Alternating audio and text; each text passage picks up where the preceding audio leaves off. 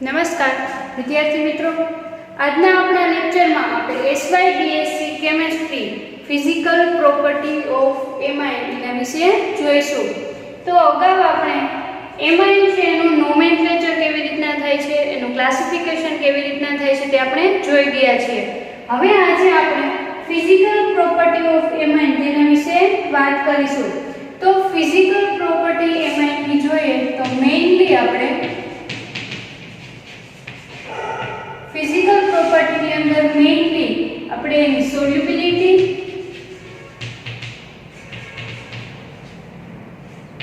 અને boiling point,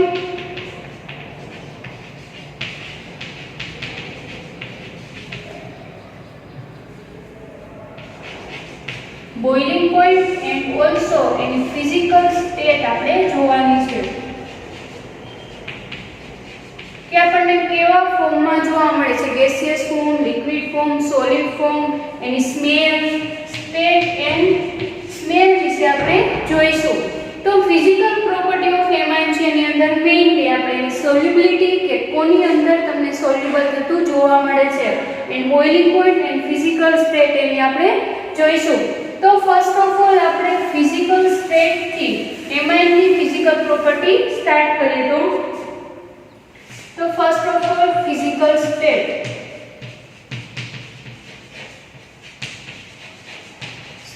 અને smell બંને જોશું આપણે. તો એમાઇનની વાત કરીએ તો એમાઇનમાં આપણને લોકોને ખ્યાલ છે મેઇનલી એમાઇનના ત્રણ ટાઈપ પડે છે: primary amine, secondary amine and tertiary amine. Primary amine કોને આપણે કહીશું? જ્યારે એમોનિયાના એક હાઇડ્રોજનનું સબસ્ટિટ્યુશન R ગ્રુપ વડે થાય છે અને પ્રાઇમરી એમાઇન કહીશું જ્યારે બે હાઇડ્રોજનનું સબસ્ટિટ્યુશન R ગ્રુપ વડે થાય છે એને સેકન્ડરી એમાઇન કહીશું, અને ત્રણ હાઇડ્રોજનનું સબસ્ટિટ્યુશન R ગ્રુપ વડે થશે તેને આપણે શું કહીશું? ટર્શિયરી amine.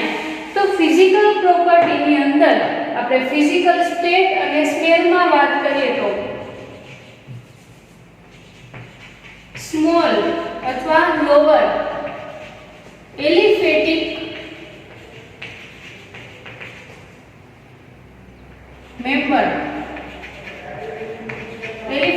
member of amine are gas. કેવા ફોર્મમાં આપણને જોવા મળે છે કે લોઅર નંબર ઓફ કોઈ પણ એલિફેટિક મેમ્બર છે, એમાઇનની વાત કરીએ છીએ આપણે કે lower number of aliphatic group છે આપણને કેવા જોવા મળશે? ગેસિયસ ફોર્મમાં, એન્ડ સ્મેલ લાઈક એમોનિયા. કે જે સ્મોલ ચેઇન છે, જે જસ્ટ આપણે એક્ઝામ્પલ લઈએ CH3NH2, આને શું કહેશું આપણે? Methyl amine. C2H5NH2, આને શું કહેશું આપણે? Ethyl amine. And also example આપણે લઈએ તો NHCH3CH3 સેકન્ડરી એમાઇન કહેશું તો ડાઇમિથાઇલ એમાઇન.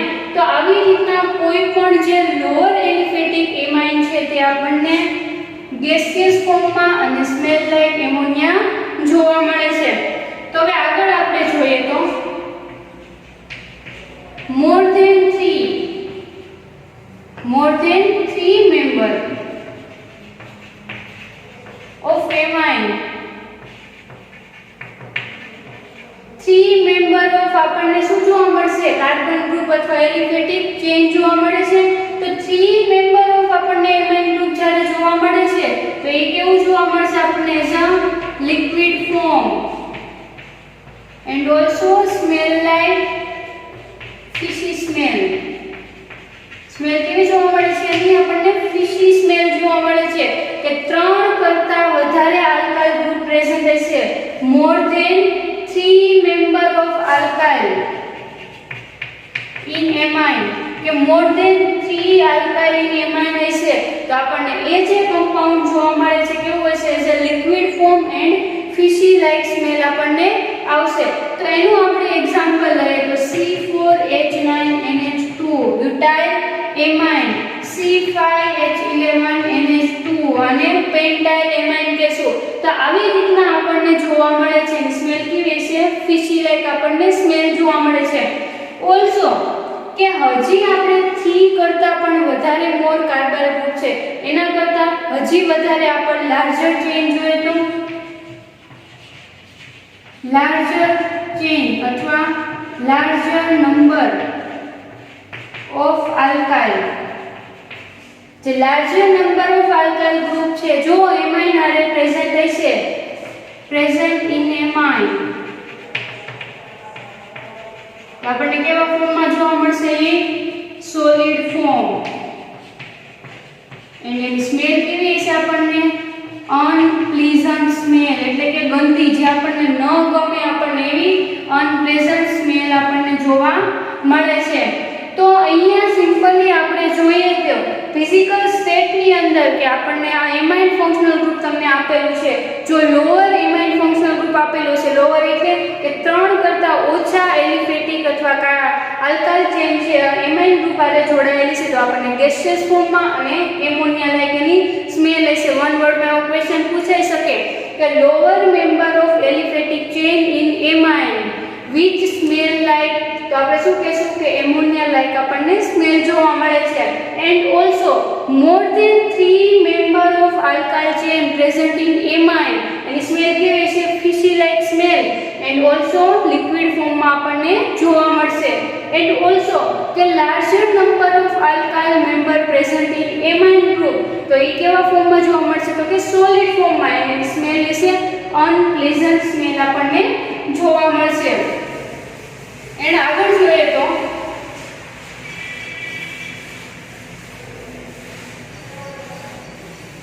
આ તો આપણે એલિફેટિક ની વાત કરી. હવે કોની વાત કરશું આપણે? Aromatic amine. તો એરોમેટિક એમાઇન આર ટોક્સિક, કે મોસ્ટ ઓફ એરોમેટિક એમાઇન કેવા આપણને જોવા મળે છે? ટોક્સિક ફોર્મમાં જોવા મળે છે. એન્ડ ઓલ્સો એની સ્ટેટ જોઈએ તો એમાઇન મોસ્ટ ઓફ કેવા છે? કલરલેસ હશે, કે મોસ્ટ ઓફ આપણને એમાઇન છે તે કલરલેસ જોવા મળે છે. And amine have easily oxidise, કે પોતે ઇઝીલી કેવું થઈ જાય છે? ઓક્સિડાઇઝ થતા આપણને જોવા મળે છે, કે ઓક્સિડેશન આપણે એમાઇનનું ઇઝીલી કરી શકીએ છીએ. તો જ્યારે એરોમેટિક લાઇક એમાઇન પ્રેઝન્ટ હશે તો પોતે ટોક્સિક ફોર્મમાં હોય છે. And also amine most of colourless but present impurity, જો એમાઇનની અંદર ઇમ્પ્યુરિટી પ્રેઝન્ટ હશે તો આપણને કેવું જોવા મળશે? એમાઇન છે કલર્ડ ફોર્મમાં જોવા મળે છે.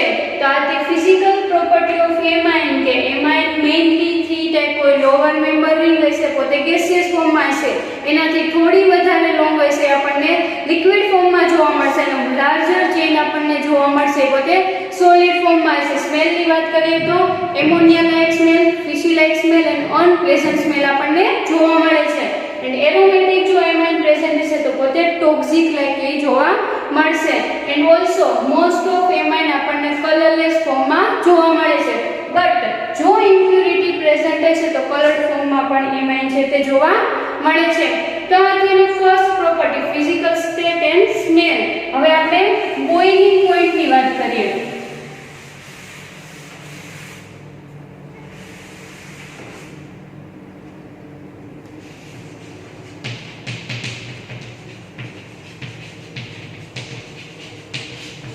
તો બોઇલિંગ પોઈન્ટની આપણે વાત કરીએ તો લોઅર મેમ્બર ઓફ એમાઇન, કે lower of member of amine અથવા amine have a higher boiling point.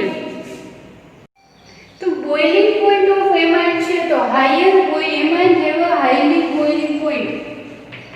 Amine have a higher boiling point then CH, કે હાઇડ્રોકાર્બન કરતા આપણો જે કેવું એમાઇન ફંક્શનલ ગ્રુપ એટલે NH ગ્રુપ થશે તો NH હેવ અથવા amine have higher boiling point then hydrocarbon, કે હાઇડ્રોકાર્બન કરતા એમોનિયાનો બોઇલિંગ પોઈન્ટ હાયર હોય છે. તો હવે આપણે જોઈએ કે હાયર બોઇલિંગ પોઈન્ટ શા માટે છે?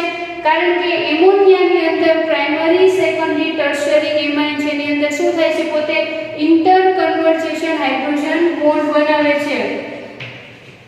ઇન્ટર હાઇડ્રોજન બોન્ડના લીધે આપણને એમાઇનનો બોઇલિંગ પોઈન્ટ કેવો જોવા મળે છે? હાયર. તો ઇન્ટર હાઇડ્રોજન બોન્ડ કેવી રીતના બનાવે છે તો કે અહીંયા હાઇડ્રોજન છે, આ હાઇડ્રોજન, તો આવી રીતના તમને શું આપેલું છે, ધારો કે પ્રાઇમરી એમાઇન આપ્યું છે તો એની આજે ફર્ધર કોઈ પણ એમાઇન ગ્રુપ પ્રાઇમરી જોડાયેલું ઇન્ટર હાઇડ્રોજન બોન્ડ એટલે કે એક એમાઇન છે બીજા એમાઇનના હાઇડ્રોજન અને નાઇટ્રોજન છે તે બોન્ડથી આપણને જોડાયેલા જોવા મળે છે। અહીંયા આ ગ્રુપ તો નાઇટ્રોજન અને હાઇડ્રોજન શું કરે છે, પોતે બોન્ડથી બાઇન્ડ થયેલા છે એટલે બોઇલિંગ પોઈન્ટ કેવો થશે, બોન્ડ બ્રેક ઇઝીલી નહીં થાય, હાયર બોઇલિંગ પોઈન્ટ આપણને જોવા મળશે। એવી જ રીતના અહીંયા જોઈએ તો નાઇટ્રોજન RH આવી રીતના જો આ હાઇડ્રોજન પણ બોન્ડ બનાવવાનું કામ કરે છે, હાઇડ્રોજન આ ગ્રુપ એવી રીતના લોંગ ચેન આપણને જોવા મળશે। તો હાઇડ્રોજન એમાઇનની અંદર એમાઇનનો બોઇલિંગ પોઈન્ટ આપણને હાયર જોવા મળે છે ધેન હાઇડ્રોકાર્બન। વાય તો કે આની અંદર પોતે ઇન્ટર હાઇડ્રોજન બોન્ડિંગથી એમાઇન ગ્રુપ છે તે એકબીજા હારે આપણને જોડાયેલા જોવા મળે છે। બટ હવે આપણે આમાં જોઈએ તો carboxylic acid and alcohol have a higher boiling point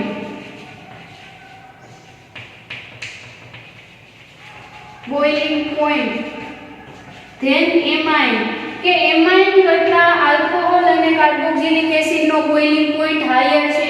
તો આપણે હાઇડ્રોકાર્બન માં તો રીઝન જોયું કે હાઇડ્રોકાર્બન કરતા એમાઇન નો બોઇલિંગ પોઈન્ટ શા માટે વધારે છે તો કે ઇન્ટર હાઇડ્રોજન બોન્ડ થી જોડાયેલો છે। હવે આપણે જોઈએ કે કાર્બોક્સિલિક એસિડ અને આલ્કોહોલ નો બોઇલિંગ પોઈન્ટ એમાઇન કરતા શા માટે વધારે છે તો માત્ર એક જ રીઝન છે, પોલારિટી, કે એમોનિયા છે તે પોતે પોલાર છે, હાઇડ્રોજન ને શું કરે છે, બોન્ડ બનાવે છે, બટ કાર્બોક્સિલિક એસિડ અને આલ્કોહોલની પોલારિટી હાયર હોય છે, પ્રેઝન્સ ઓફ હાઇડ્રોક્સિલ ગ્રુપ। તો કાર્બોક્સિલિક એસિડ અને આલ્કોહોલનો બોઇલિંગ પોઈન્ટ કોના કરતા વધારે થશે તો કે એમાઇન કરતા। હવે આપણે એનું એક સિમ્પલ એક્ઝામ્પલ લઈએ અથવા આપણે એવું કહી શકીએ કે મોલાર માસ, આનો બધાનો મોલાર માસ જોઈએ તો અલગ અલગ આપણને જોવા મળે તો બોઇલિંગ પોઈન્ટ પણ એના આધારે આપણે નક્કી કરી શકીએ છીએ। તો કે કાર્બોક્સિલિક એસિડ અને આલ્કોહોલ છે એનો આપણને બોઇલિંગ પોઈન્ટ વધારે જોવા મળે છે બીકોઝ ઓફ પોલારિટી, એમાઇન કરતા કાર્બોક્સિલિક એસિડ ની વધારે છે। તો એના માટેનું એવું આપણે એક્ઝામ્પલ જોઈએ તો અહીંયા આપણને એક્ઝામ્પલ આપેલું છે કે સિમ્પલી હાઇડ્રોકાર્બન કરતા એમાઇનનો બોઇલિંગ પોઈન્ટ વધારે હોય છે બીકોઝ ઓફ એમાઇન ગ્રુપ છે તે પોતે ઇન્ટર હાઇડ્રોજન બોન્ડ બનાવે છે અને એમાઇન કરતા કાર્બોક્સિલિક એસિડ છે, આલ્કોહોલ છે એનો કેવો હોય છે, બોઇલિંગ પોઈન્ટ વધારે હોય છે। શા માટે તો કે એની પોલારિટી એમાઇન ગ્રુપ કરતા આ જે ફંક્શનલ ગ્રુપ છે એની વધારે જોવા મળે છે। તો એના આધારે બોઇલિંગ પોઈન્ટ આપણે જોઈએ તો ફર્સ્ટ ઓફ ઓલ આપણને આલ્કેનનું સ્ટ્રક્ચર આપ્યું છે અથવા હાઇડ્રોકાર્બનનું તો પ્રોપેન છે એનો મોલેક્યુલર માસ કેટલો છે 44, એનો બોઇલિંગ પોઈન્ટ 231 આપેલો છે એટલે અહીંયા એમાઇન ફંક્શનલ ગ્રુપ છે એટલે કે શું આપેલું છે આપણને ઇથાઇલ એમાઇન, તો ઇથાઇલ એમાઇન છે એનો મોલેક્યુલર માસ 45 થાય છે અને બોઇલિંગ પોઈન્ટ 290 આપેલો છે તો એનો બોઇલિંગ પોઈન્ટ એમાઇનનો બોઇલિંગ પોઈન્ટ આલ્કેન કરતા વધારે જોવા મળશે। હવે આપણે જોઈએ ફંક્શનલ ગ્રુપ આલ્ડીહાઇડ આપેલું છે આપણને એટલે કે ઇથેનોલ્ડીહાઇડ અથવા એસિટાલ આપેલું છે એન્ડ ઓલસો અહીંયા શું આપેલું છે આપણને ઇથેનોલ ને અહીંયા ફોર્મિક એસિડ તો એની પોલારિટી એમાઇન કરતા વધારે છે એના બોઇલિંગ પોઈન્ટ આપણને એમાઇન કરતા વધારે જોવા મળે છે। તો આવી રીતના પોલારિટીના બેઝ પર આપણને બોઇલિંગ પોઈન્ટ આના વધારે જોવા મળશે એમાઇન કરતા। હવે આપણને ક્વેશ્ચન થાય કે એમાઇન છે તો એના મેઇનલી 3 ટાઈપ પડે છે, પ્રાઇમરી, સેકન્ડરી અને ટર્શરી એમાઇન। તો સૌથી વધારે પ્રાઇમરી, સેકન્ડરી અને ટર્શરી એમાઇન છે તો સૌથી વધારે બોઇલિંગ પોઈન્ટ કોનો હશે તો આપણને જોઈએ છે કે પ્રાઇમરી એમાઇન છે ને આવી રીતના આપણે દર્શાવીએ છીએ, સેકન્ડરી એમાઇન છે ને આવી રીતના દર્શાવી શકીએ એન્ડ ટર્શરી એમાઇન ત્રણેય આ ગ્રુપનું શું જોવા મળે છે સબસ્ટિટ્યુશન। તો પ્રાઇમરી એમાઇનની અંદર બે હાઇડ્રોજન પ્રેઝન્ટ છે તો શું કરી શકશે પોતે અધર નાઇટ્રોજન આને બોન્ડ બનાવી શકશે ઇન્ટર બોન્ડિંગ થી તો એટલે આ વધારે બોન્ડ બને ઇન્ટર હાઇડ્રોજન બોન્ડિંગ બનાવી શકે છે એટલે આ કેવું ગ્રુપ હશે પોતે સ્ટ્રોંગ જોવા મળશે। આની અંદર સેકન્ડરી આ એમાઇનની અંદર આપણને એક જ હાઇડ્રોજન જોવા મળે છે તો એક જ ઇન્ટર બોન્ડિંગ બનાવશે, ટર્શરીની જોવા મળશે નહીં. તો એના આધારે આપણે બોઇલિંગ પોઈન્ટ જોઈએ. એના આધારે આપણે બોઇલિંગ પોઈન્ટ જોઈએ તો શું હોય છે? પ્રાઇમરીનો વધારે, એનાથી ઓછો સેકન્ડરી, એનાથી ટર્શરી. આ ફોર્મમાં આપણને બોઇલિંગ પોઈન્ટ જોવા મળે છે. તો boiling point of amine. And last હવે આપણે જોશું સોલ્યુબિલિટી ઓફ એમાઇન.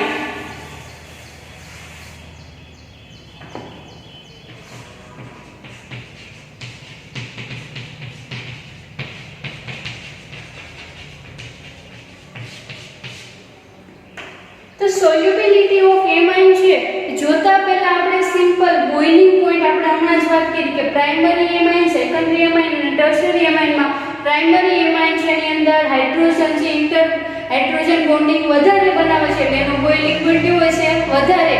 એના માટે ફર્સ્ટ ઓફ ઓલ આપણે એનું એક્ઝામ્પલ જોઈએ. તો અહીંયા આપણને એક્ઝામ્પલ આપેલું છે બોઇલિંગ પોઈન્ટ કે પ્રાઇમરી એમાઇન છે તો એક્ઝામ્પલ આપેલું છે પ્રોપાઇલ એમાઇન. પ્રોપાઇલ એમાઇન નું બોઇલિંગ પોઈન્ટ કેટલું છે? 231 આપેલો છે, સોરી 323 આપેલો છે. And also secondary amine ethyl methyl amine એનો આપણને બોઇલિંગ પોઈન્ટ કેટલો આપેલો છે? 307 kelvin. And also tertiary amine N try methyl amine એનો બોઇલિંગ પોઈન્ટ કેટલો આપેલો છે? 276 કેલ્વિન આપણને આપેલો છે. તો આપણે જોઈ શકીએ છીએ કે પ્રાઇમરી એમાઇન નો બોઇલિંગ પોઈન્ટ હાયર છે than secondary, secondary higher than tertiary આપણને જોવા મળે છે. એન્ડ હવે આપણે સોલ્યુબિલિટી ઓફ એમાઇન છે તેના વિશે જોઈએ. તો lower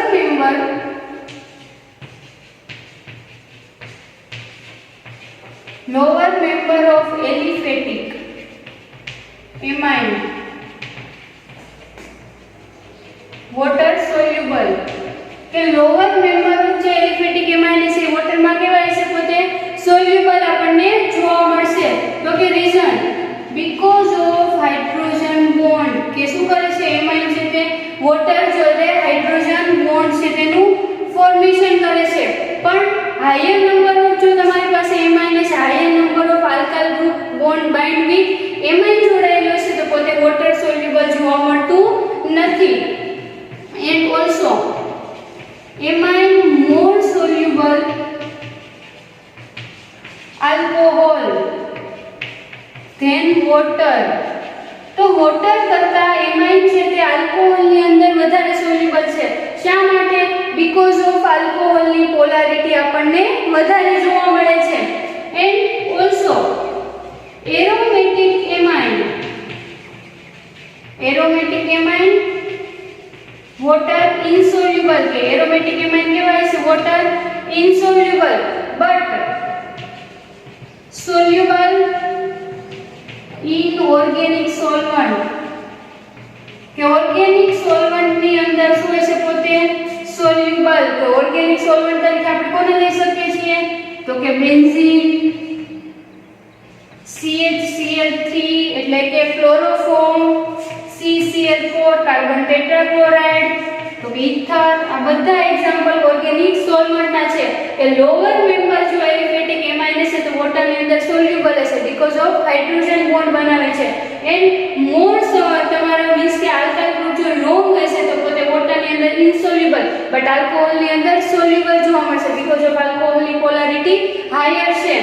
and also aromatic amine છે વોટર ઇનસોલ્યુબલ છે જ્યારે કોની અંદર સોલ્યુબલ જોવા મળે છે? ઓર્ગેનિક સોલ્વન્ટ જેવા કે બેન્ઝીન છે, ક્લોરોફોર્મ છે, કાર્બન ટેટ્રાક્લોરાઇડ અને ઇથરની અંદર સોલ્યુબલ જોવા મળશે. તો mainly physical property of amine છે એની અંદર એની ફિઝિકલ સ્ટેટ એન્ડ સ્મેલ, એની સોલ્યુબિલિટી અને બોઇલિંગ પોઈન્ટ છે તે જોવાના હોય છે.